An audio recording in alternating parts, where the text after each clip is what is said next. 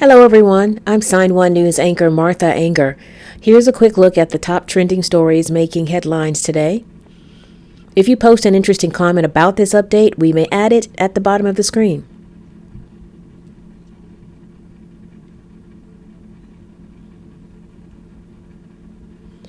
The shockwave from the overnight winter bomb cyclone has hundreds of millions of people under alert. Thousands of people are without power. And more than a dozen states are in emergency response mode.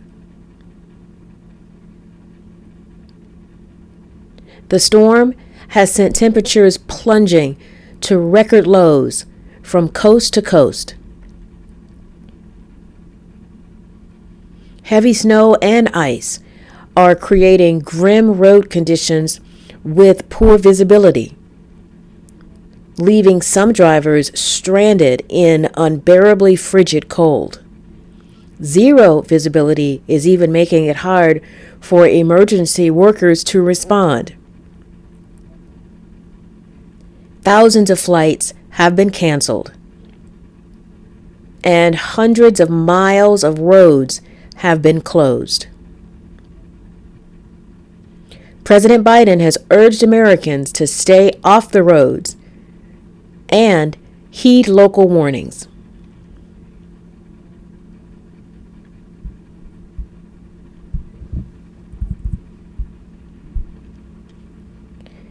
The bitter cold will stick around for Christmas weekend and will be getting even worse in some parts of the country over the next few days. But no matter where you live, it is important that you are prepared to battle the cold.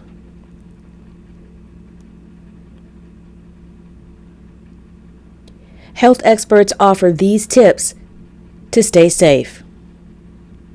Number 1, stay inside. Frostbite can happen faster than you think. Your skin can freeze within 5 to 10 minutes, especially in negative temperatures.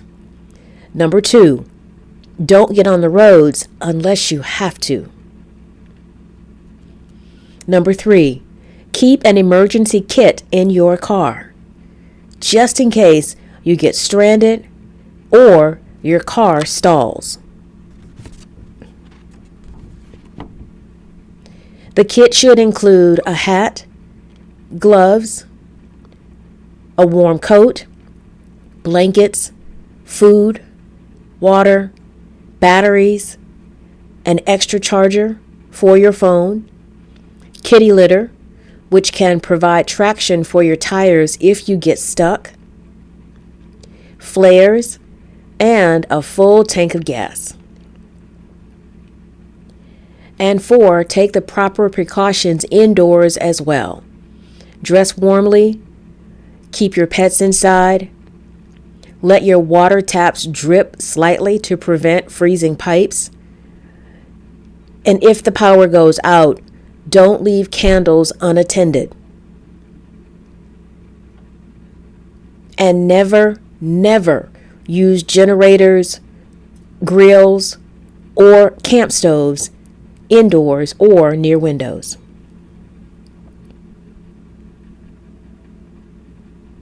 Five-month-old twins kidnapped from Ohio have been found safe.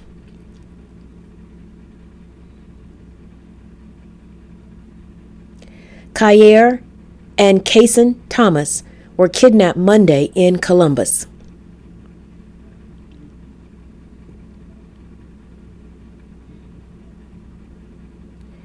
The twins were in their mother's 2010 Honda Accord when it was stolen from outside a pizza restaurant.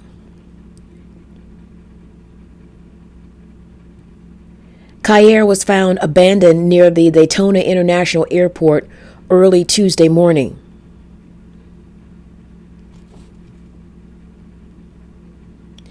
Kason was found in the stolen car Thursday in Indianapolis.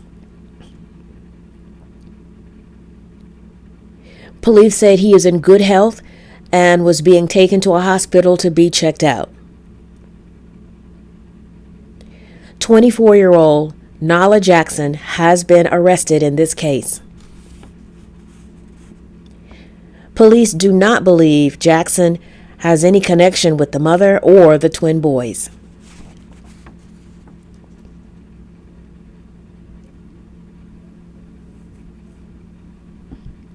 The House Select Committee finally released its 845-page final report on the January 6th insurrection at the Capitol.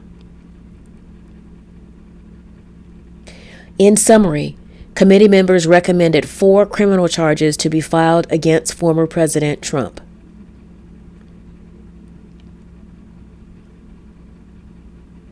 There is also a call for the 14th Amendment to be invoked to prevent anyone involved in the insurrection from running for re-election or serving in elected office again. The full report is based on more than 1,000 interviews and countless emails, texts, phone records, and other documents. House Republicans released their own report on the same day the Democratic-led House Select Committee released its final report.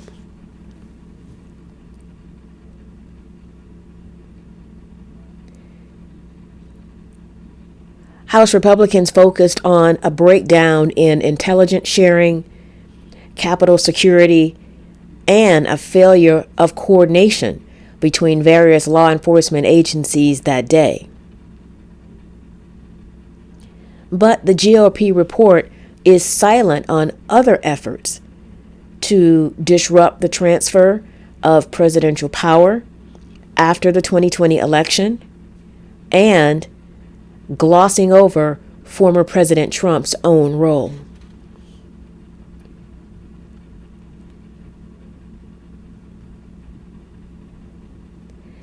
Thousands of migrants are waiting and hoping at the U.S.-Mexico border. They are waiting for the final decision on Title 42. The Trump-era immigration policy was supposed to end on Wednesday.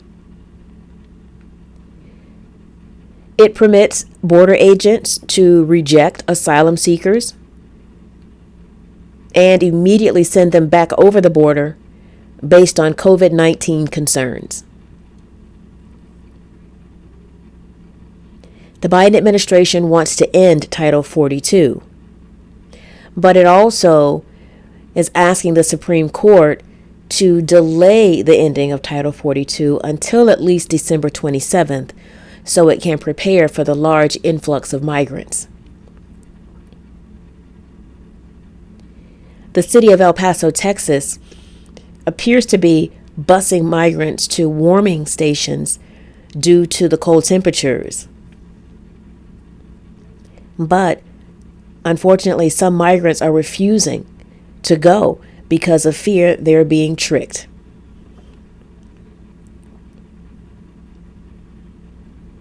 This next story is weird.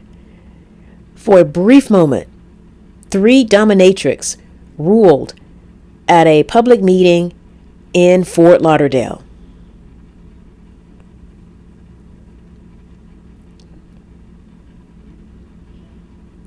And they did it in full dominatrix attire. They were dressed head to toe in black and silver, skin-tight latex bodysuits, futuristic sunglasses, wearing high-heel black pumps, and their faces completely covered in black masks. The head dominatrix introduced herself as Ms. Trey Crave, but told the commission members to address her as Mistress. The commission was reviewing a $1 million contract for waste management. Crave proposed $250,000 of that $1 million be spent on supporting dominants and submissives to build a dungeon. When she concluded her speech, she invited all the commissioners to the dungeon for a spanking.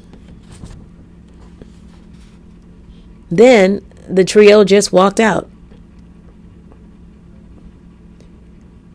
Some in the fetish community said Crave is giving them all a bad name. But Crave told CNN, anyone who says that requires firm and forceful punishment. That is hilarious. It's really interesting. Doesn't happen often. I'm just curious if there are any in the deaf fetish community. What do you think? Do you agree? Santa Claus is one of the most joyful and instantly recognizable characters across the world. The traditional face of Saint Nick has remained unchanged for decades. However, at malls across the country, some kids have noticed a different, diverse set of Santas popping up. One of the nation's largest Santa hiring services says the demand to hire diverse Santas is on the rise across the country. Mexican Santas, Chinese Santas, Black Santas, and yes, deaf Santas too. Santa Charles is one of the few Santas who is deaf and uses his tremendous personality to connect with kids who are too often left out.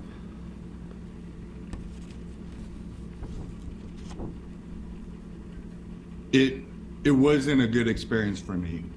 I have 3 sisters and 1 brother. All of them are hearing. They're all very excited to see Santa. They're chatting. They're excited then, come time for my turn. And Santa just gives me this look, it's flat, expressionless. He hands me a gift. And for me, I felt deflated inside.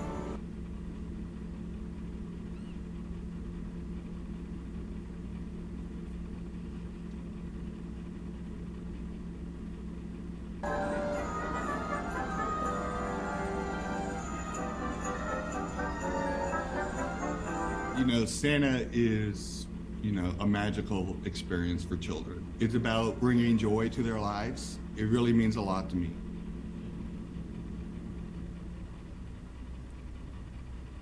I know who that was. I recognized him, but I'm not going to say his name. And I love him. I was thrilled to see him as Santa Claus because his personality is the best. I remember him from the staff at one of my old deaf schools. And for him to magically become Santa Claus is so thrilling. It's thrilling for the children to meet him. He is awesome. Santa Charles, you're the best. Sign1News will be broadcasting updates Monday through Friday. A big thank you to our Sign1News app supporters. You help make this broadcast happen. You can download the Sign1News app by heading to the App Store or Google Play Store on your smartphone. And you can also watch on Apple TV, Amazon, and Roku.